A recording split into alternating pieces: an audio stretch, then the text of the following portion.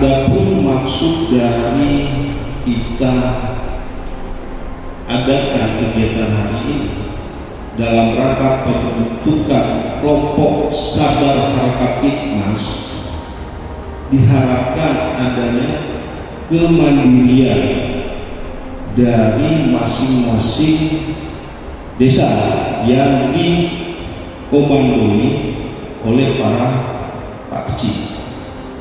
Pak Kecil ini bukan orang yang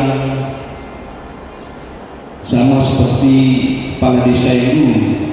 Sekarang peranannya sangat penting. Maju tidaknya suatu desa yang diawaki oleh Pak Kecil, ya tergantung Pak Kecil.